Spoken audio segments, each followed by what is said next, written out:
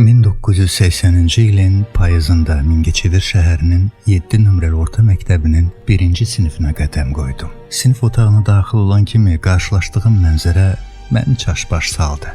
Havada toz, uşaqlar partaların üstündə qışqırıq, səsküy bir-birinə qarışmışdı.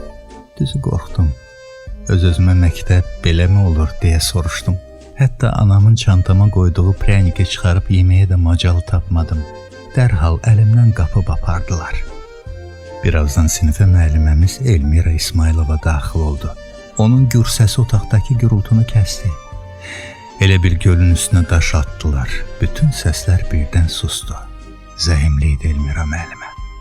Biz də beləcə məktəb həyatına alışmağa başladıq.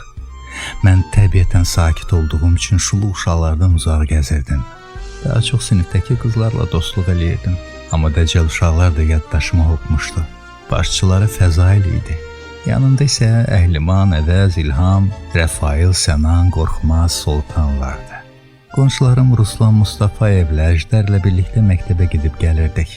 Sonralar dost bildiyim Ruslan Zakirov, Müşfiq Saadov və Vüqar Sadəddinovsa mənim üçün ən yaxın sirdaşlarıma çevrildilər. Sinifdə lal dinməz uşaqlar da vardı. Natiq, Sərdar Allahverdiyev və Rəhman. Bir də uşaqlıqdan küsül olduğum Sərdar Bayramov. Əlaçılar Eldəniz və Zahidə, dərsə o qədər fikir verməyən bizlər və Dəcəl qrup. Hərəmiz bir cür, amma birlikdə bir bütöv idik. İllər keçdikcə müəllimlərimiz də dəyişdi. Nüşabə müəllimə sinif rəhbərimiz oldu. Qəmər müəllimə ədəbiyyatdan, Xatirə müəllimə riyaziyyatdan, Almaz müəllimə coğrafiyadan, Fəridə müəllimə rus dilindən, Sədaqət müəllimə fizikadan, Qafur müəllim rəsm xəttdən, tarixdənsə Fərhad müəllim, daha sonra Şərafət müəllimi dərs deyirdilər bizə. Hər müəllim xatirimizdə bir iz buraxdı.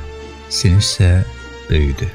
İmran, Gündüz, Vüqar Abdullayev, Arzu, Rəna, Ceyhun, Yeganə, Bəxtiyar, hamı öz nağılı ilə gəldi bu ailəyə. Mən isə 8-ci sinifə qədər bu dəcəl, amma doğmuş uşaqlarla oxudum. Sonra Bakıya yollandım. Hər qayıdışımda uşaqlarla görüşmək, hal əhval tutmaq mənim üçün bayram idi. Bizim sinif sanki bir kiçik dünya idi. Orada hər kəsin öz rolu vardı.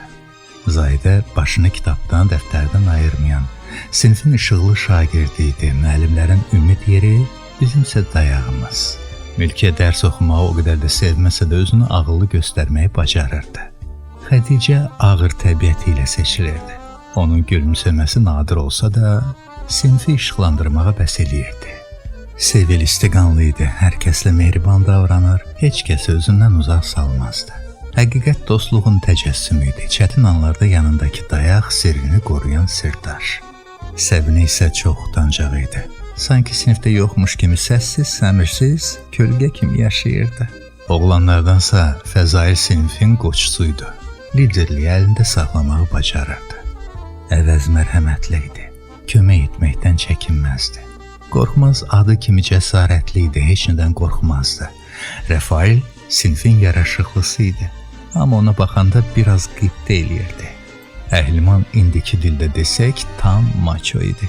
Özünə güvənc və davranışı ilə seçilirdi. İmran mənim üçün qürur duyulası dostu idi. Əlaçılar sırasında Vüqar Zeynalov da vardı. Zəhmətkeş və bilikli. Dostluqlarımız da fərqli idi. Ruslan Zakirov yaxşı həmsöhbət idi. Onunla danışmaq ayrı bir zövq verirdi. Əjdər sadiq dost, hər zaman düz danışan. Ruslan Mustafayev isə mənim üçün sadəcə dost deyildi, əsl qardaş idi. Bəli, hər birimizin öz yeri vardı.